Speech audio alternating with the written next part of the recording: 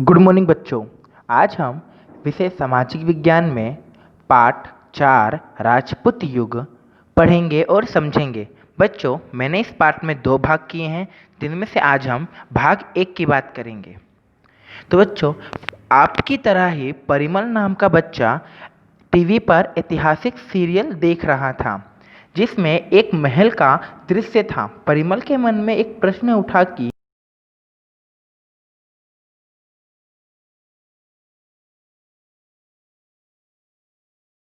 जी के पास गया ताकि वह इनके उत्तर जान सके।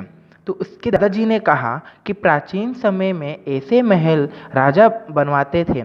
ऐसे महलों में कुछ महल अच्छी दशा में हैं और कुछ महल के अवशेष आज भी हमें देखने को मिलते हैं। अवशेष अर्थात कि महल के बचे कुचे अंग, जैसे उनकी दीवारें, छत वगैरह आज आज के भव्य महालय के स्थापत्य और पहले के स्थापत्य के बीच अंतर देखने को मिलता है। बच्चों, अगर आज के आप घर, मंदिरें देखेंगे और प्राचीन समय के घर और मंदिरें देखेंगे तो आपको बहुत ही अंतर देखने को मिलता है। इसी अंतर के कारण उसके निर्माण का समय काल जाना जा सकता है। हम जान सकते हैं कि ये चीज़ें कितने वर्ष पहले बनी होंगी और आज की चीज़ वस्तुएं और आज के महल, मंदिर, घर किस प्रकार के बने हैं। तो हम ये जान सकते हैं कि पहले के समय में लोग कैसी कैसी चीज़ों के शौकीन रहे होंगे। उनके दादाजी ने कहा कि राजवंशों के बारे में अधिक जानकारी लेने के लिए हमें उन्हें अच्छे से जानना होगा और अच्छे से समझना होगा। तो बच्चों, चलो अब हम अपना टॉपिक शुरू करते हैं। हमारा पहला टॉपिक है नए राजवंशों का उदय। बच्चों, सम्राट हर्षवर्धन के बारे में आप लोग जानते हैं। सम्राट हर्षवर्धन के मृत्यु के बाद शासन व्यवस्था के अंग के रूप में काम करने वाले सामंत और सरदार स्वतंत्र होने के लिए हलचल करने लगे। अर्थात राजा की मृत्यु के बाद जो सामंत और सरदार राजा के नीचे कार्य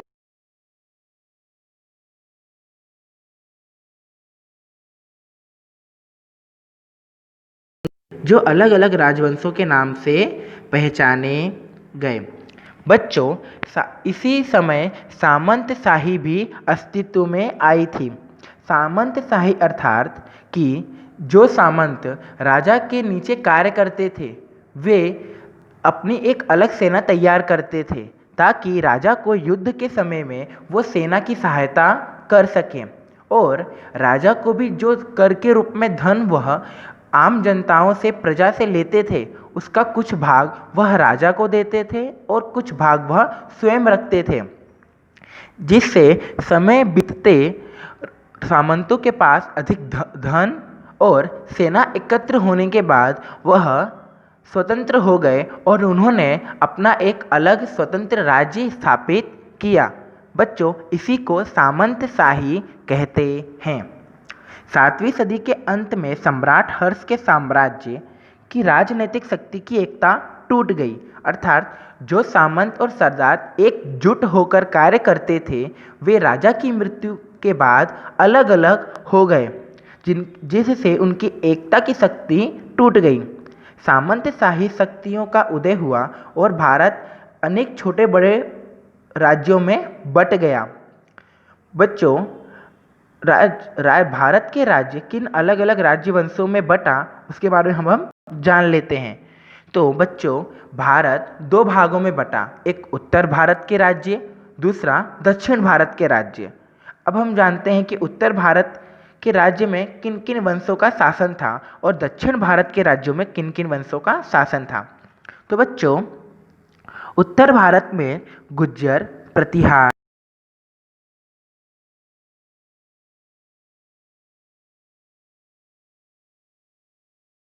दक्षिण भारत में पाल्य, राष्ट्रकूट, कल्याणी के चालुक्य, चेर, पांड्य और चोल वंश के मुख्य शासक थे। बच्चों, 8वीं से 12वीं सदी के समय काल को पूर्व मध्यकाल कहते हैं। पूर्व मध्यकाल के मध्ययुगीन शासकों को 2 भागों में बांटा गया। पहला उत्तर भारत के राज्य और दूसरा दक्षिण भारत के राज्य।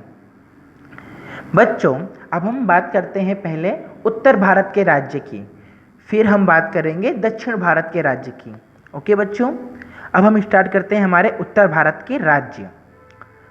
हर्ष के पश्चात कन्नौज में जो राजा हुए उनमें यशोवर्मा की गिनती एक शक्तिशाली राजा के रूप में होती है। राजा हर्षवर्धन के मरने के बाद जो भी राजा कन्नौज की राजगद्दी पर बैठे उनमें से यशोवर्मा एक शक्तिशाली राजा के रूप में माने जाने जाते हैं। उनके बाद समय में कन्नौज के प्रतिहार वंश के शासक की स्थापना हुई। जब यशोवर्मा की मृत्यु हुई तब कन्नौज पर प्रतिहार वंश के राजाओं का शासन आया। इन प्रतिहारों के ने भारत को अरबों के आक्रमण से बचाया था। अरबों अर्थात विदेशकारी, जो विदेशी राजा महाराजा भारत को लूटने आए थे, उनसे हमारे भारत की सुरक्षा किस वंश ने की? प्रतिहार वंश ने की। इस वंश में मिहिर भोज नामक शक्तिशाली शासक हुआ। यह प्रतिहार राजा इतिहास में भोज या मिहिर भोज के नाम से जाना जाता है। उसके शासन दरमियान उसके और राष्ट्रकूटों के बीच हमेशा लड़ाइयाँ होती रहती थी। राष्ट्रकूट से संबंधित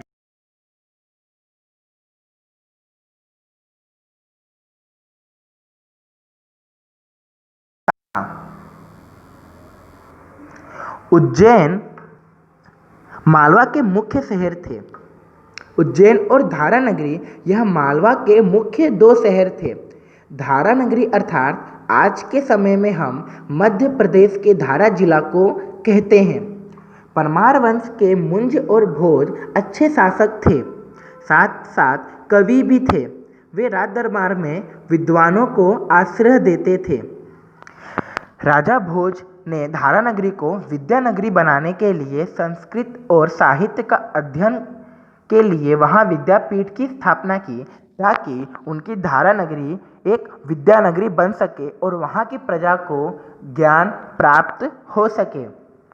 परमार और चालुक्य के बीच निरंतर लड़ाइयाँ चलती रहती थी।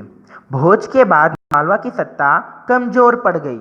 बच्चों, जब राजा भोज की मृत्यु हुई तब मालवा की गद्दी और मालवा का राज्य कमजोर पड़ गया और बंगाल में पाल वंश एवं सेन वंश के शासकों का शासन था। पाल वंश के शासकों के नाम के बाद पाल जुड़ा होने से वह पाल वंश के शासक कहलाए। जैसे बच्चों, हमारे नाम के पीछे हमारी अटक होती है, जिससे हम पहचाने जाते हैं कि हम ब्राह्मण हैं, ठाकुर हैं या अन्य प्रजा हैं। उसी प्रकार पाल वंश के शासकों के नाम के बाद पाल जुड़ा होने से वे पाल वंश के शासक कहलाए। उनके शिक्षक एवं पुस्तकालय की सहायता से पाल वंश के शासकों के विषय में हम और अधिक जानकारी प्राप्त कर सकते हैं। बच्चों, चौहान यह चहमान, चौहान को हम पहले चहमान वंश के नाम से जानते थे। चौहान के अनेक राजपूत सरदार राजस्थान में विविध भागों में ईस्वी सन 7वीं और 8वीं सदी में राज्य करते थे। उनमें से एक शाखा 8वीं सदी के प्रारंभ में अजमेर के उत्तर सांभर सरोवर के नज़दीक सांगभरी नामक जगह पर राज्य करती थी।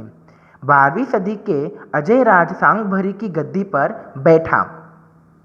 उनमें अजमेरू नाम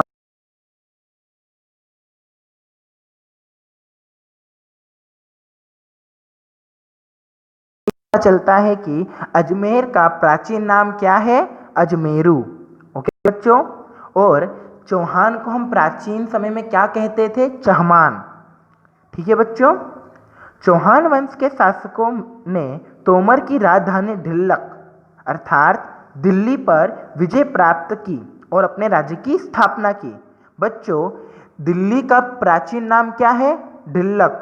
क्या नाम है? ढिल्लक, जिसे हम आज के समय में दिल्ली के नाम से जानते हैं। तो चौहान वंश ने दिल्ली के राज्य को जीता और उस पर अपने राज्य की स्थापना की। इस वंश में पृथ्वीराज तृतीय तथा राय पिथौरा नामक प्रतापी राजा हुए। पृथ्वीराज चौहान के बारे में तो हम सभी जानते हैं। वो एक सूरवीर और एक शक्तिशाली राजा थे। उसी तरह राय पिथौरा भी एक शक्तिशाली राजा थे जो भारत के इतिहास में अद्वितीय स्थान रखते हैं। उसके युद्ध में पराक्रम, वीर कथा और लोकगीतों के विषय बन गए हैं। अर्थात जब यह दो राजा युद्ध लड़ते थे तो इनके युद्ध कौशल को देखकर वहाँ के कवियों ने इनके ऊपर एक कविता भी लिख दी और एक साहित्य भी लिखा गया। चंद्रबरदाई नामक एक कवि ने, जो कि पृथ्वीराज चौहान के मित्र भी थे, उन्होंने पृथ्वीराज चौहान के बालपन से लेकर उनके विजय यात्रा तक सभी चीज़ें उस महाकाव्य में लिखी हैं जिसका नाम पृथ्वीराज रासो।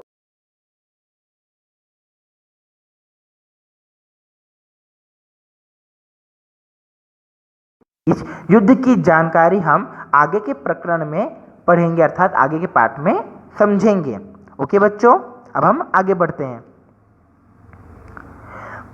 बच्चों, अब हम बात करते हैं मेवाड़ की। मेवाड़ के गोहिल पुत्र या गुहिलोत, जो बाद में सिसोदिया राजपूत के नाम से जाने गए, उनमें मध्यकालीन इतिहास में अनोखा स्थान है। बच्चों, प्राचीन समय में अर्थात मध्यकालीन इतिहास के समय में मेवाड़ में भी अनेकों शक्तिशाली और प्रतापी राजा हुए जो सिसोदिया राजपूत के नाम से जाने जाते हैं। ऐसा कहा जाता है कि सिसोदिया वंश की स्थापना बप्पा रावल ने की थी। इस वंश में कई प्रतापी शासक हुए जिनका परिचय हम आगे के प्रकरण में पढ़ेंगे और समझेंगे। राजपूत काल दरमियान मध्य प्रदेश में नर्मदा नदी के दक्षिण जबलपुर के आसपास के प्रदेश में चेंदी वंश के शासक राज्य करते थे।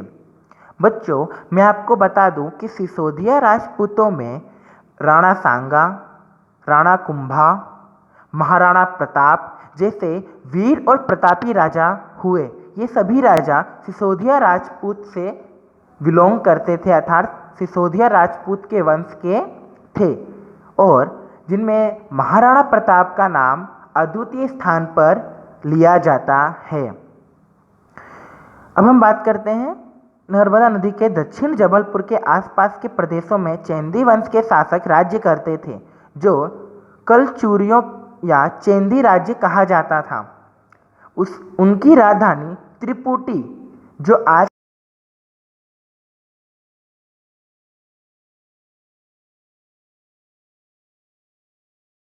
में राजपूत वंश का चावड़ा वंश और उसके पश्चात सोलंकी वंश का शासन था। बच्चों, अपने गुजरात में पाटण में राजपूत वंश के चावड़ा वंश, सोलंकी वंश और राजपूत वंशों ने शासन किया। सबसे पहले पहिलवाड़ पाटण में राजपूत वंश का शासन था, फिर चावड़ा वंश का शासन था, उसके बाद सोलंकी वंश का शासन आया। बच्चों, ये हमारा उत्तर भारत के राज्य की बात हुई। अब हम दक्षिण भारत के राज्य की बात करते हैं। ठीक है बच्चों, अब हम शुरुआत करते हैं हमारे दक्षिण भारत के राज्यवंशों के बारे में। राजपूत काल दरमियान दक्षिण भारत में कई छोटे बड़े राज्य स्थापित हुए। पुलकेशी द्वितीय की मृत्यु के पश्चात उसके विशाल साम्राज्य का अंत हुआ। चालुक्य वंश छोटी छोटी शाखाओं में बट गया। बच्चों, जिस प्रकार राजा हर्षवर्धन की मृत्यु के बाद उनके सामंत स्वतंत्र होकर अलग अलग राज्यों में बट गए, ठीक उसी प्रकार पुलकेशी द्वितीय की मृत्यु के बाद भी उनके सामंत अलग अलग छोटे बड़े राज्यों में बट गए। ठीक है बच्चों, चालुक्य वंश में कई शासक का शासन उल्लेखनीय था। उल्लेखनीय अर्थात कि चालुक्य वंश के कई सारी राजाएं ऐसे भी थे जो प्रतापी, शक्तिशाली और एक बहादुर राजा थे, जिनके बारे में हम आज भी पढ़ते हैं और समझते हैं। दक्षिण भारत के राज्यों में पल्लव वंश और चोल वंश का भी समावेश होता है। पल्लव वंश के राजाओं में नरसिंह वर्मा को शक्तिशाली शासक के रूप में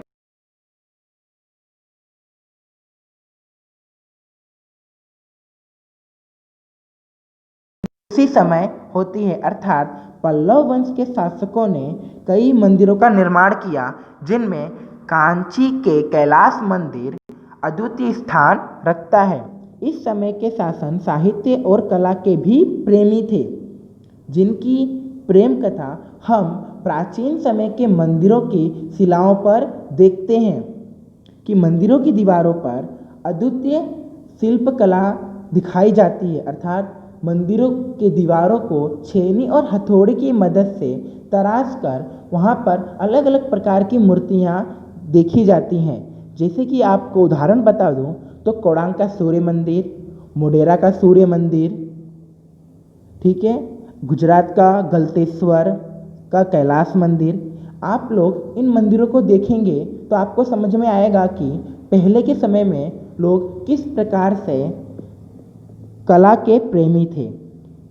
पल्लव वंश की तरह दक्षिण में चोल वंश का भी शासन था। उनकी राजगद्दी चांद थी। चोल वंश के राजाओं ने सिलोन अर्थात आज के समय में हम श्रीलंका के नाम से जानते हैं। श्रीलंका का प्राचीन नाम क्या था? सिलोन। इसमें कई भाग को कब्जा कर लिया था। चोल वंश के शासकों के पास शक्तिशाली नौका दल थी, अर्थात चोल वंश के पास बड़ी बड़ी नाव थी ताकि वे समुद्र पार करके अन्य देशों पर आक्रमण कर सकें और उनके राज्य को जीत सकें। इसलिए उन्होंने अपने पास एक शक्तिशाली नौका दल रखा था।